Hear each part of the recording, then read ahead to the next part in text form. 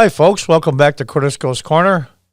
We're going to talk about an item that a lot of people have been talking about, and some of it in the news, but it's about the news. It's about journalism. Is journalism dead? Well, a lot of people think so. After the last few years, and this just is about Donald Trump. Let's put that aside for a minute. I think that the mainstream media has been dying for quite a while before Trump came on the scene. So let's be fair here and tell the truth. I think what's happened is, and I'll be 64 next year. I was born in 1956. I've seen a lot of changes in technology. Oh boy. I remember when the first house in the neighborhood got cable. We had channels 2 through 13, I remember, and we used to watch Monster Movie Matinee out of Syracuse on the cable. I live in Binghamton in upstate New York, about an hour south of Syracuse. And that was a huge deal. And here we are today, and it's going to change again and again and again and get bigger and bigger. And I think over time, the mainstream media, I'm saying the networks, have had a long run, had a great run, made a lot of money, did a lot of good work. But the journalists of we'll say the Edwin R. Murrow, and even Woodward and Bernstein, even though I think they've turned pretty bad when they got older, but they were the gumshoe reporters, they used to say, that went out and got the story. No matter who it was, no matter how important or who it hurt or helped, they got the truth. And that's been the goal of all journalists for a very long time in my lifetime. But now what's happened is the mainstream media sees that its power and its revenue. And let's tell the truth here. They're a business like any other. They have to make money or come close to making money because most news agencies and these big networks lose money in the programming during the day and the evening pays the bills. But they still have to bring in revenue. And as the internet got bigger and bigger, and Twitter and Facebook got bigger and bigger, people got their information and their news and their entertainment from other sources. And slowly but surely, the mainstream media has been eroding away little by little, like a person aging. You don't see it at first, but it's like you see a person you haven't seen in 20 years. You look at them like, whoa, they aged. Well, you didn't see them every day. You didn't see it slowly happen over time. And now here we are. And I think, I will say the thing about Trump and the media is that I think he's brought out the worst in them. Not that this is his fault. It's the worst that's been happening for a long time. The fear that become irrelevant. And now what happens is the media is circling their wagons, and they all sound the same because they all have the same goal now. Instead of being in the old days like they were competitive, CBS with NBC, with ABC, they all had their news shows and they were all competitive for viewers.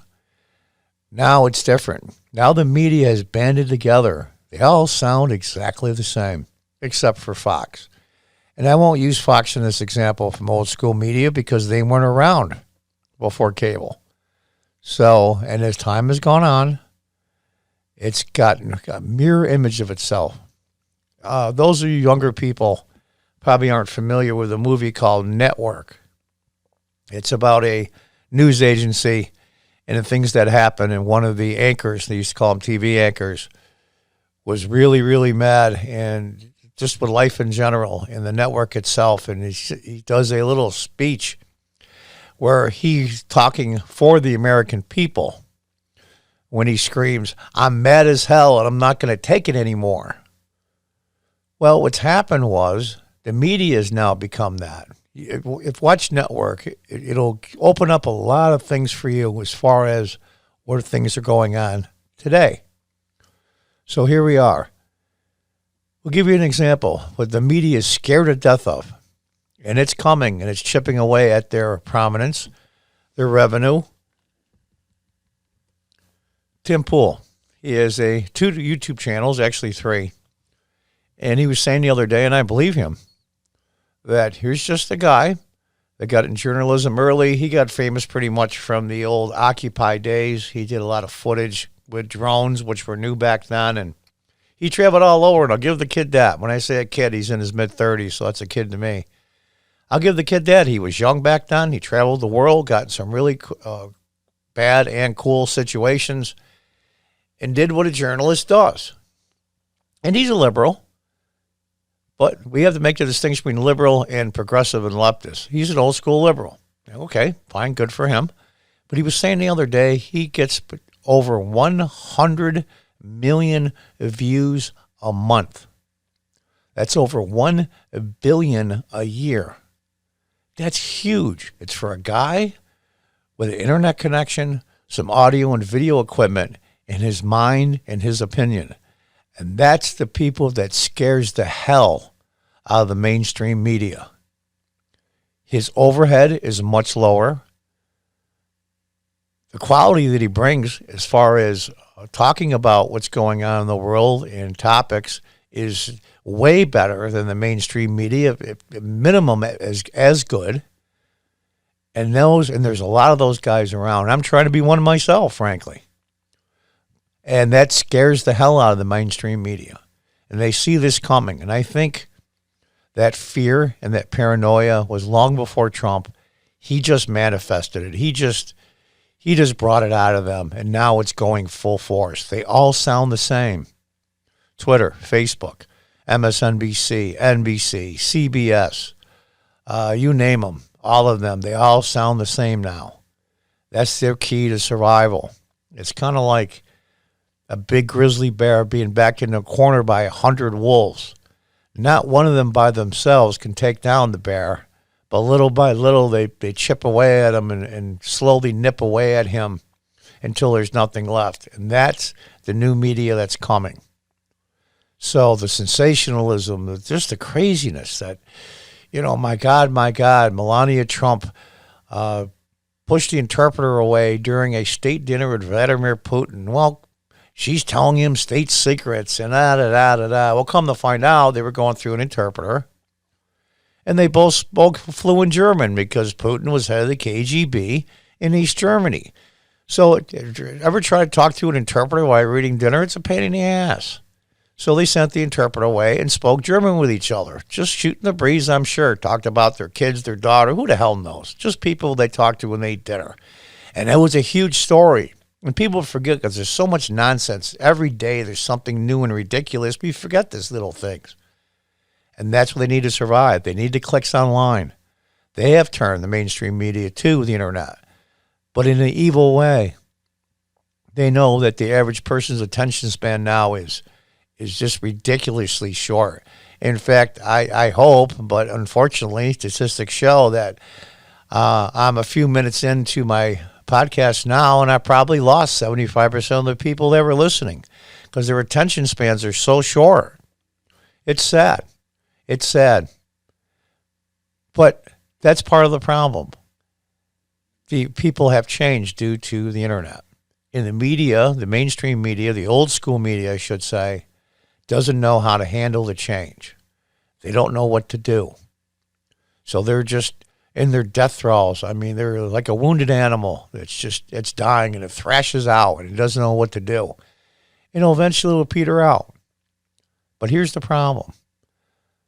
As they become extinct, like 99.9% of every living thing on this earth, they won't become extinct, they'll just change. And other media will pick up the slack. Walmart now is the biggest company in the world, I believe, for retail. I did a radio interview a couple of years ago because I used to be a city councilman here in upstate New York. And every once in a while, they let me go on the radio to run my mouth a little bit. And I mentioned that 10, 15 years from now, Walmart will be in trouble. And the radio interviewer laughed. He said, oh, yeah. I said, well, can you remember the biggest chain in the United States, the biggest retail chain, still is to this day with number of locations, maybe even in the world. Can you remember who they were? And he was stumped. And I said, A&P. They had thousands and thousands and thousands of locations. Now they're basically extinct. And that's what happens. Things change. Life is not a vacuum. Media doesn't live in a vacuum, and neither does retail, and neither does anything. When something goes away, it leaves a hole that's filled by something else. And right now, the mainstream media is trying their hardest to survive and, even more importantly, become relevant. Because as new media takes over, they become more and more irrelevant. And that scares the hell out of them. It scares the hell out of the industry. It scares the hell out of all the news networks and the news divisions of all these major companies. They don't know what to do because small guys like Tim Poole, I mean, there's all kinds now on YouTube, and they have their own websites. I mean, you can go to Fox Nation. There's Blaze TV for the conservative people, and I'm sure there's others for more leftist people. And it's starting to slowly chip away, and they're scared to death. And so they're lashing out for relevance and clicks and views with their outlandish questions. But Trump just happens to be there at the time that it's happening. If it was a different Republican president, it'd be just the same. And that's the way it is. So is journalism really dead? Well, it depends. I think, in my opinion, journalism is not dead. It is one of the noblest professions. I wanted to be a reporter when I was young. When I was in junior high, we had a play type thing, a setup where some kids were reporters and some were union representatives and some were union workers, and they were negotiating, and we were reporting on their negotiations. It was really cool, and I loved it. But unfortunately, life turns the way it turns, and I didn't become a reporter, but I loved it. I thought it was awesome. And will we get back to that? Eventually, yes, but just in a different form. And in the end here, I want to say something concerning this November's election. I want to encourage people to vote in person. Be safe. Wear a mask. Keep your social distancing. It's no different than standing in line at the grocery store, the bank, or anything else. I think it's inherent for every American, especially an American, to vote in person. Not because you think that maybe your vote will get lost in the mail, there's problems with it. It's just something about going in person, doing it physically at the polling place, and walking out of there feeling like, I'm part of this country. I get to say, at least in part, what goes on. And it gives you a great feeling. And there's hundreds of thousands of people in cemeteries all over the place that have given up their lives to give you that right to vote. Don't take it for granted. And one last thing, those of you that vote out there, there's so much misinformation out there. Oh, my God, it's horrible. Orange man bad, Joe Biden's the answer, blah, blah, blah, blah, blah, blah, blah, blah, blah. Take a breath. Take a couple days and just stay away from media, social media, news media, mainstream media. Just take a couple of days, clear your head a little bit, and then come back and look up some facts. It's going to take a lot more work than it used to be in the old days, making up your mind who to vote for, because you don't know what the hell to believe anymore. So try to sift through it the best you can and come to a decision. Again, to answer the question of the original topic, is journalism dead? No, it's not. It's just in a very difficult time right now. And it will come through, and it will be better in the end. I personally believe that, because journalism is one of the most noblest professions that there ever has been. It was journalists that were during the American Revolution and prior to that shaped a lot of what we do today. And I think it's going to come back. It's going to come back in a different form. And I think we're all safe. We're just going to have to put our head down and get through this time until they figure out what they're going to do. So that's my take. That's my 2 cents, so to speak. If you agree or disagree or have a different comment, please list it below. I'd appreciate it. Also, too, if you could like and subscribe. I'm a brand new podcaster, and I can't receive any ad revenue until I have 1,000 subscribers. I want to get new camera equipment, other things that I want to do to make my podcast a little more professional. And being a subscriber would certainly help that out. And also, if you could share this video, this podcast on other media platforms, that would be really, really great. I would appreciate it. So, folks, take care. Stay safe. Thanks for your time and attention. And until next time, goodbye and good luck.